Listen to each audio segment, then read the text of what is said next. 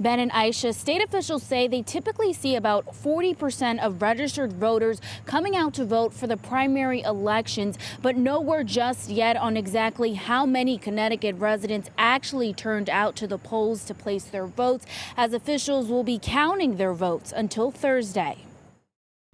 So today has been very quiet. Hand sanitizer and plexiglass in place, but not many lines at polling locations around the state. Although Secretary of the State Denise Merrill says it doesn't mean residents didn't vote. And absentee ballots were delivered in large numbers to the ballot boxes. Merrill says more than 300,000 residents requested absentee ballot applications for Tuesday's primary elections, taking advantage of the chance to avoid the polls amid COVID-19 concerns.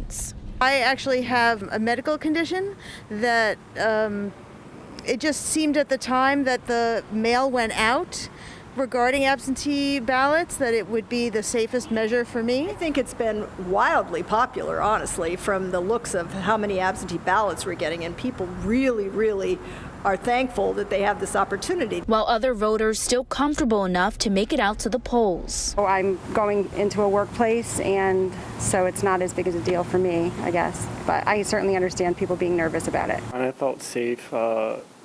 There were adequate accommodations. There was hand sanitizer, equally spacing, plexiglass. And although polls closed at 8 p.m., votes will continue to roll in thanks to Governor Lamont's executive order allowing ballots postmarked Tuesday to be counted until Thursday, a decision made after nearly half the state lost power due to last week's storm. It was already a very tight time frame, and with the delays in the Postal Service, with people not having power, we felt that it was just important to let every person vote. Tuesday, a preview of what voters can expect come November's general election, when officials say 75% of registered voters turn out. We may do things slightly differently, but don't forget, the legislature has voted almost unanimously that people should have this opportunity to vote if they're just in fear of COVID, not if they're actually sick. And state officials say we should have final numbers from Connecticut cities and towns by midnight this Thursday.